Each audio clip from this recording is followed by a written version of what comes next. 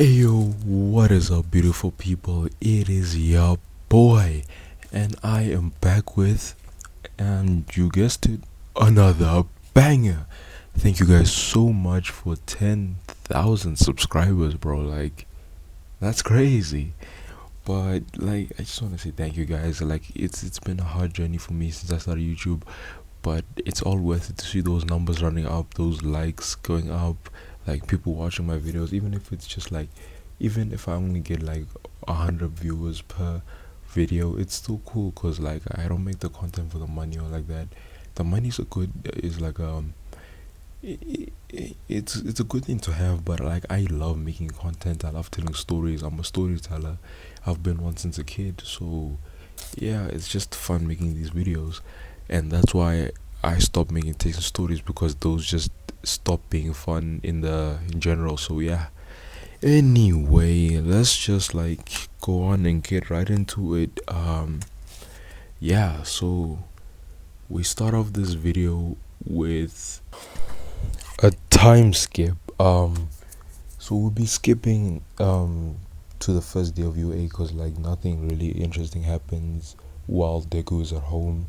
He's just chilling, hanging out with his family, training, of course. That's what he loves doing.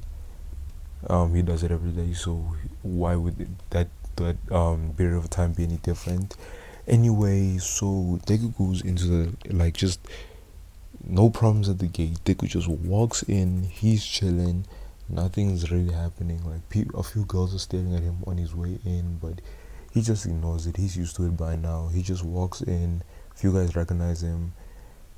He sits down at his desk, and he starts to like he literally doesn't even sit down in his desk. He goes to his desk, or like since there's no really assigned desk, he goes there. He moves his desk out of the way. He clears some space, and then he starts meditating, like on the floor. Just sits down, gets into a meditative position, and starts meditating. And while he's meditating, some students, some class 1A students start to come in the room, and they see him, and like they're just wondering like, why is this dude meditating in the classroom, bro? Like, what?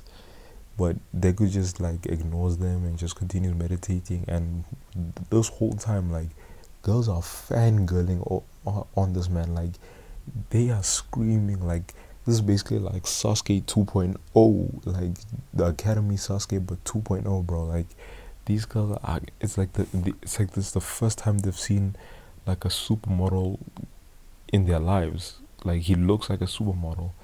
That's just how he looks on the outside, and they haven't even seen him like do his thing, bro. Like they haven't even seen him fight yet, so that'll make them fangirl even more. But anyway, we move. So like while the girls are fangirling, the guys also come over.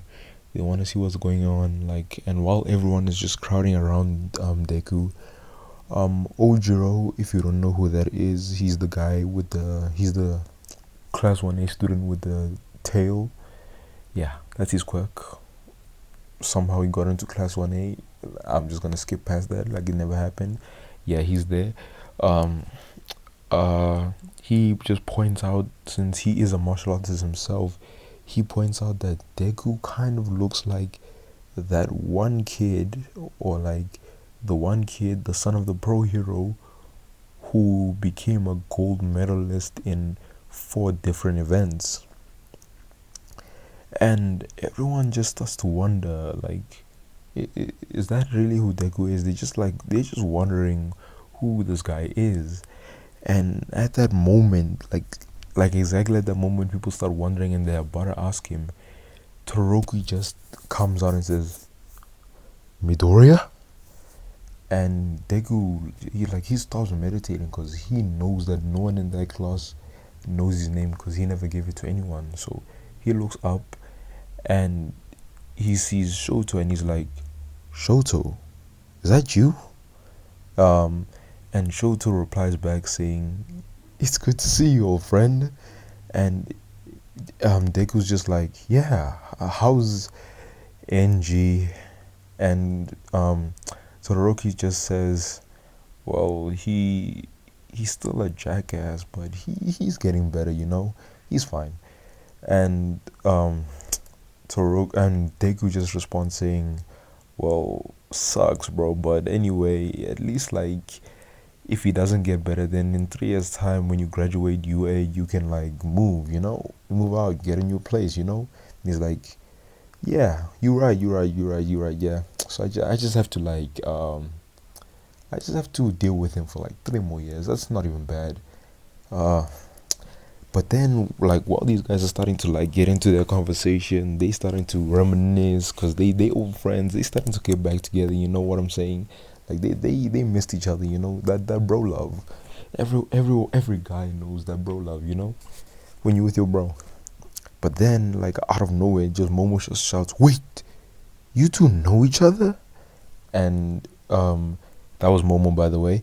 And Deku's just like, "Yeah, we grew up around each other, like um both of our dads are pro heroes, and like there were a lot of missions where my dad and his dad went on a lot of missions together because my dad has a fire quirk, he's a top ranking hero, you know what I'm saying, you know what I mean, like yeah."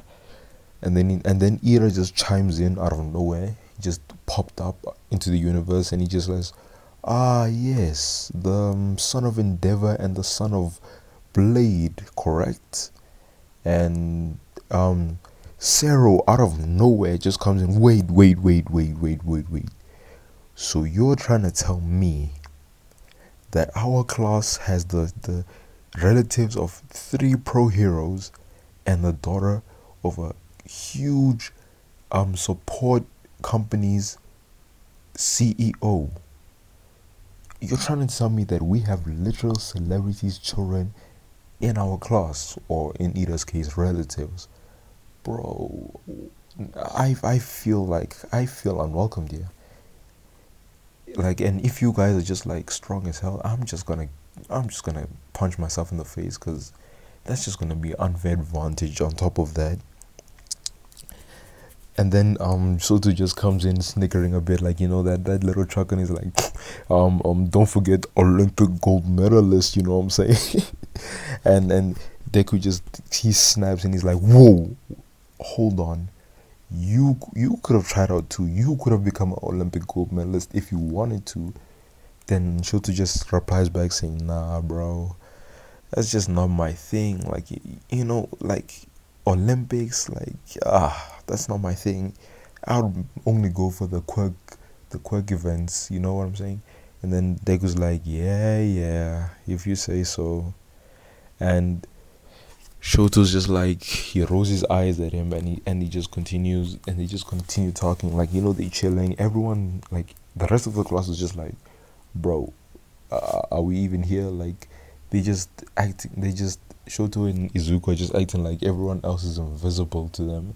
They're just chilling, talking, and then out of nowhere, like Aizawa just pops up, boop, under his desk, and he just says, "Everyone, shut up. We are going to start the quirk assessment test. Take your gym uniforms and get dressed. Meet me down in the training ground right under the class. We will start our first assessment. Don't be late." And he just like literally is about to just walk away, but before he can do anything, like Shoto and Izuku are already at the door with the uniforms, like they ready to go. Then Uraka chimes in saying, "Sir, what about our orientation? Like, if we do this, we're gonna miss it." And Aizawa says like, "Real heroes don't need to go to orientation to find out how good you are. Like, I don't need my class going to a meeting about how good they are, congratulating them on getting to the school. Getting in was the easy part. Staying is the hard part." And his eyes, like, he just looks at the class, except Izuku and Shoto, because they at the door, they chilling. He looks at the class, and his hair starts to stand up, and his eyes glow red, and just scary as hell, you know. And I'm saying it's just scary. It's basically like living a nightmare, you know.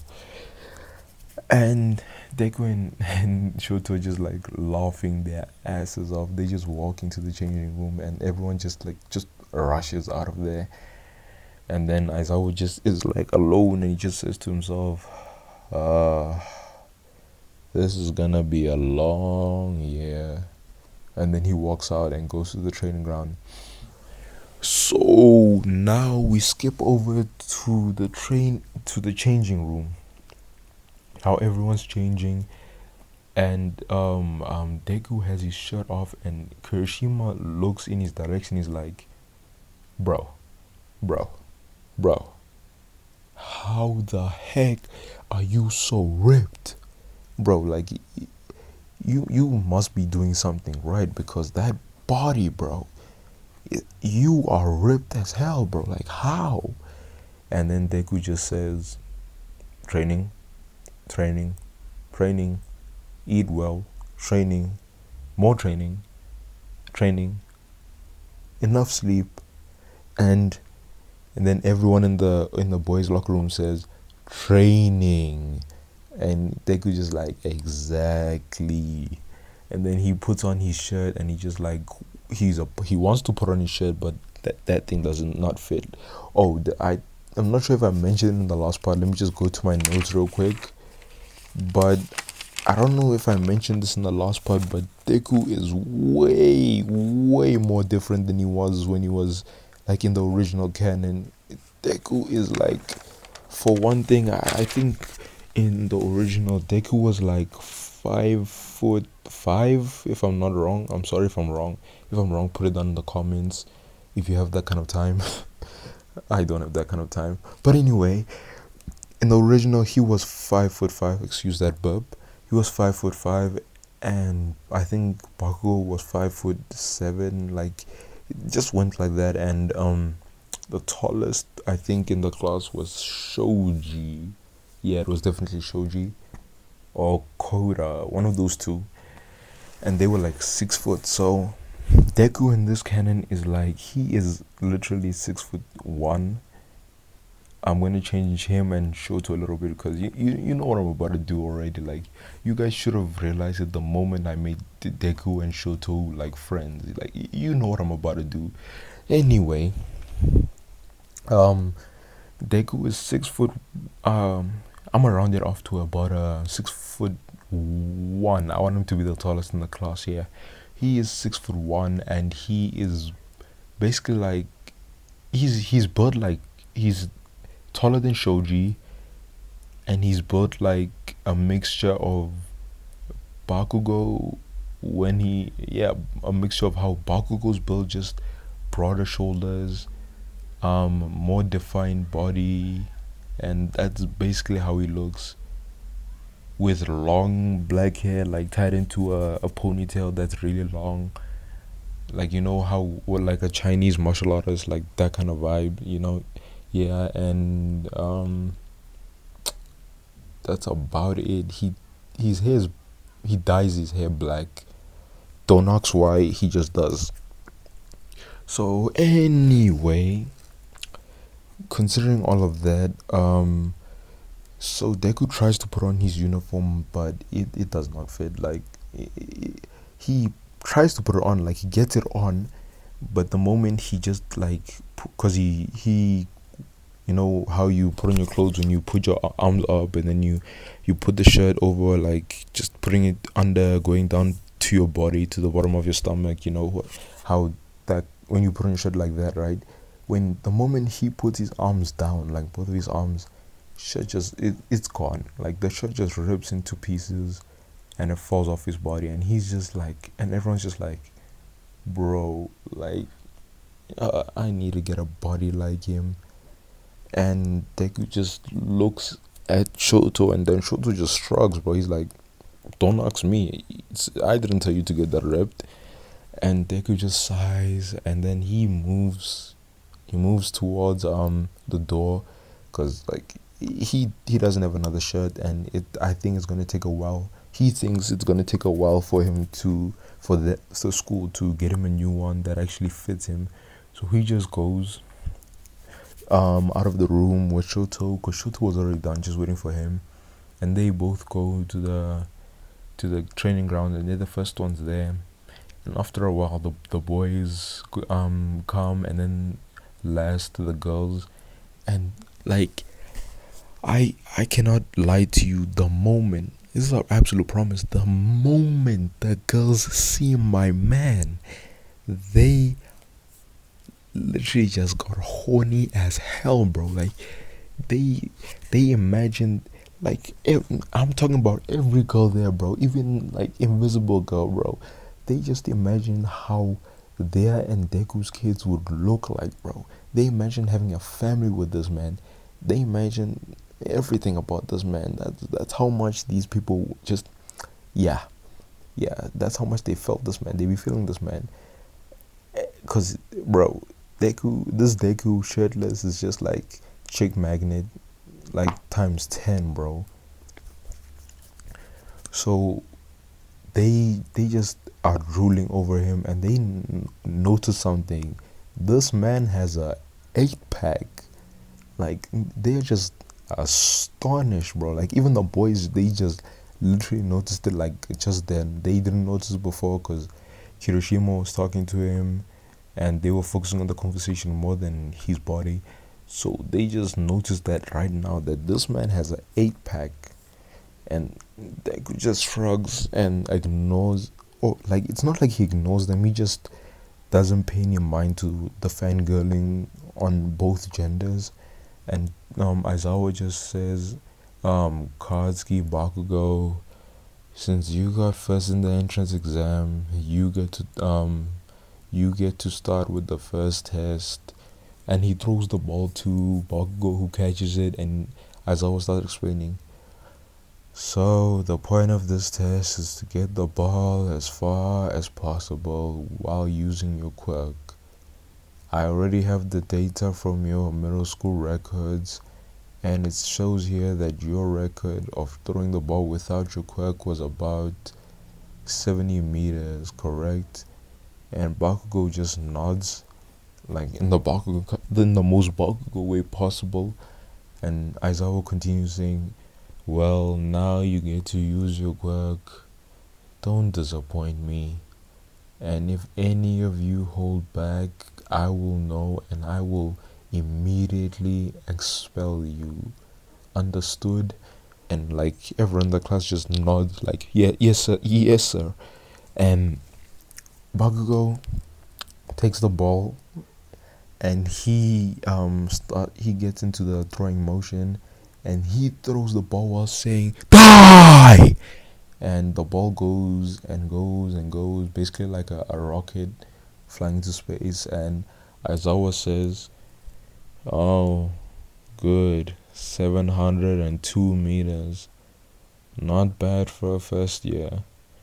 And then and people are just like astonished, like Bakugo pretty strong, Bakugo pretty good. And Deku's just like, not bad.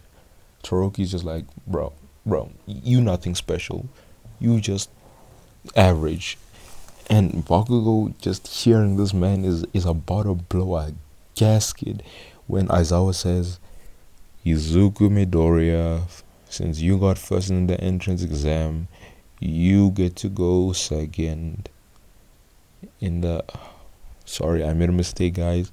First in the what is it, recommended entrance exam. Yeah, recommended exam. Anyway, we skip past that. Please skip past that like nothing happened. Anyway, again, thank you for 10,000 subscribers. Deku just goes and takes the ball from Aizawa, and Aizawa says, remember, no holding back. And Deku's like, yeah, I got it, bro. Like, chill. Like, I'm gonna show you what I can do. And Deku is basically, he gets into a stance. Like, people are wondering, like, is this man good or something? Like, he gets into a stance, and instead of like how Zoro uses his no sword style, it's not exactly like that. But instead of like in the cutting motion, he has it in like a throwing motion, like how they throw in baseball. Just he's about to throw in the sky, but in a in a sword, in how one of Zoro's stances, like how Zoro would be in a stance, like in the thumbnail, just with one arm with a ball in it and about to throw it into the sky. That's sorry about that. That's basically how he is right now. So he does his stance, and a little bit of the ground starts moving around him. Like the class can't feel it, but they can see it. Like they can't really feel the movement because they are a little bit too far away, but they can see that the rocks near Deku are like just moving off the ground and everything. Like the he's vibrating a little and everything. And then he opens his eyes, and the moment he opens his eyes, like everyone just has a chill run down their spines. They basically get terrified because it's basically like the same concept. What Deku just did is the same concept as Conqueror's Hockey, except instead of like knocking them out, it just puts fear into people. Like it's basically like bloodlust, but on a way lower scale. Because he can use bloodlust. Like Deku can use bloodlust if he wants to. He never usually does, but he can if he wants to. But this is just like a demo version of bloodlust, like a bloodlust light. So he does that when he opens his eyes and he yeets that ball, bro. Like yeet. Like you know what I'm saying? He yeets that ball into the air, and he just doesn't stop flying, bro. Like the wind pressure is just, it's enough to like push a few of them back, like not like to knock them over or make them need to hold on to something, but it's just like enough to make their clothes move, enough to make them feel like they were in a moving car, moving at high speeds. That's like the kind of wind he was giving off. And he looks at Aizawa, and Aizawa says, uh 7,000 meters. And the class is just dumbfounded. Like they cannot say a word, and they just hear clap, or more like, let me just make the sound quickly. They hear, which was just Shoto and Deku just giving each other a high five, and Shoto saying, "Nice, man. That was pretty good. I might not be able to beat that, but that was impressive, you know. But I'll definitely beat you at least one challenge." And Deku's like, "Oh, it's on." And now the class is kind of terrified, because now okay, I wouldn't say, yeah, the two strongest in the class, because I definitely think Toroki, without the daddy issues and with his fire, he could body Bakugo. Not easily, but he could definitely body Bakugo. So he, like, with actually training in his fire, not like he was in the sports festival when he versed Bakugo. That was just sad. But anyway, so now people are just looking at the two strongest in the class about to face off, and they are absolutely terrified.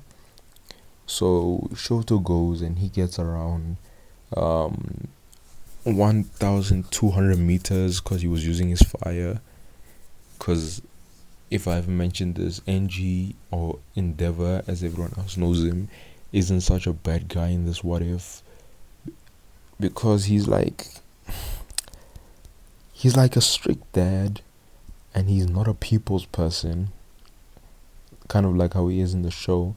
But he never once abused Toroki or his family or his mom, and he's a good dad on a good day. You know, like, he's a good dad 80% of the time. The rest, he's just like, he's brooding, and he's really strict.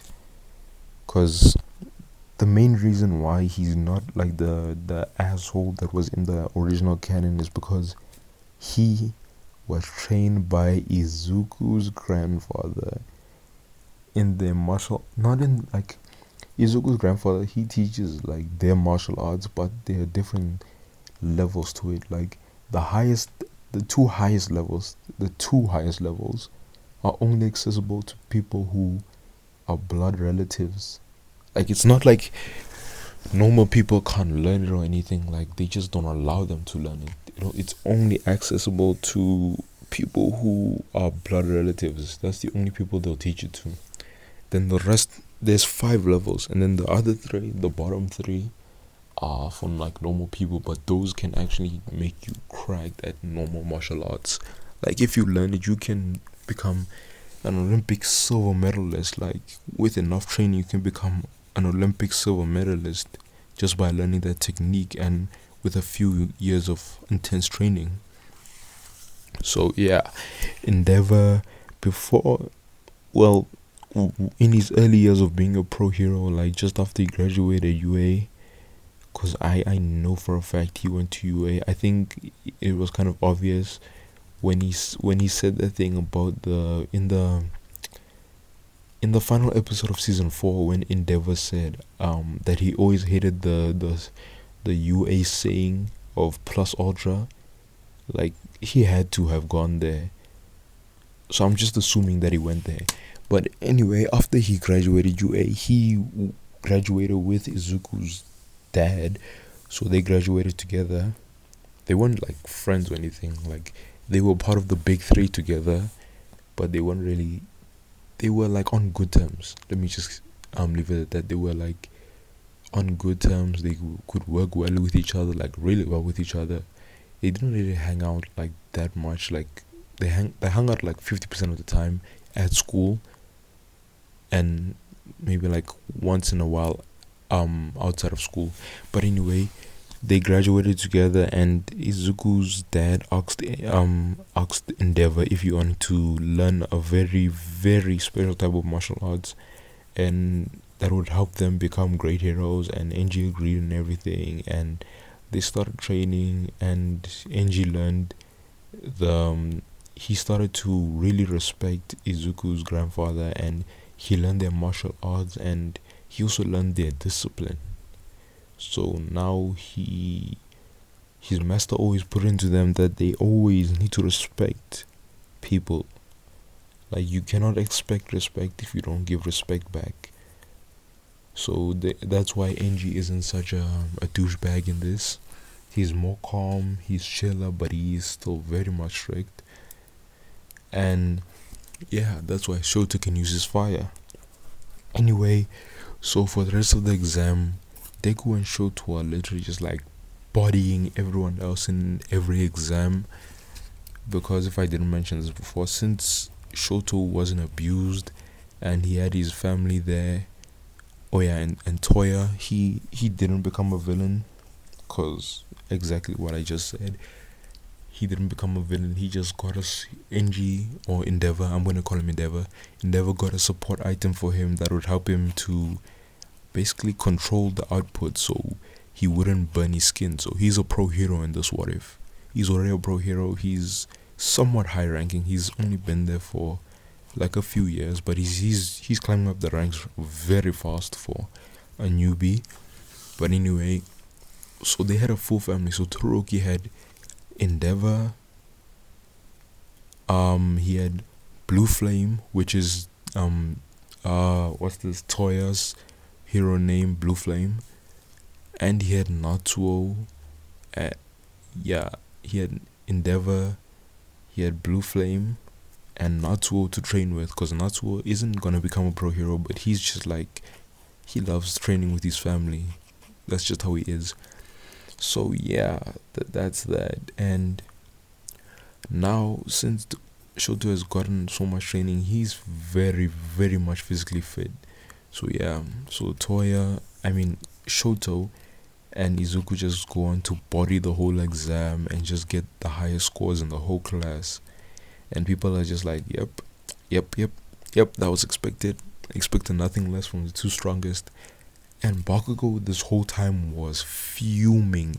Like, there was even a time when he tried to attack Deku from behind, and Aizawa was gonna stop him, right? But while Bakugo was shooting his explosion, he kind of like, since he was kind of blinded by rage, you could say, he aimed at the wrong person, because like his aim was kind of off, and he was aiming for, let's say, Momo. Yeah, he was aiming for Momo, right? And Deku literally just like stood there in the way of the blast, and he literally took the blast, and it left like it left a burn mark on him that left him bleeding a bit, because Bakugo didn't hold back a lot on the explosion. He didn't know what he was doing. He was blinded by rage, right? So he literally used a lot of power, almost all of his power in that explosion, and Deku took it to the body while there, and then he stared Bakugo down, and he finally used his bloodlust. And after Bakugo felt the bloodlust, he fell back on his butt, and he was just terrified, so much so that he couldn't even speak. And Deku just looked at him, like looked down on him, and he just, with an angry expression, he just said, "If you ever do that again, I will not hesitate to cripple you for the rest of your miserable little life. I don't care what you do to me, but you will not involve others in your pettiness because someone else is better than you. I've had enough with you and your superiority complex, and I will not hesitate to take you down if that is necessary." Then he, like, Deku literally just walks past him, and Bakugo, like, at this point, he experienced Deku's bloodlust full force. The rest of the class, they felt it a little bit. Bakugo felt it like a lot. Deku's bloodlust is equivalent to Luffy's Conqueror's Haki. So yeah, that was like, that's Deku going full force with his bloodlust. So that was really, really terrifying for Bakugo. Yeah, anyway, that is where I'm going to be leaving it off. Thank you so much for 10,000 subscribers, people. I really appreciate it. Thank you so much for 10,000 subscribers. Please continue to run up those numbers. Please continue to give me support. Like and subscribe. Share this video with a friend if you think they're interested in this, in the story. On Sunday I will be posting what if Deku, no, it'll be my first Naruto what if. It'll be what if Naruto had ki and chakra. So watch out for that. Again, there will be no more Texan stories from now on. So the people who want Texan stories, please stop asking about it, because they won't be. Hopefully they're watching this video. And yeah, thank you guys for all of the support. Thank you guys for everything.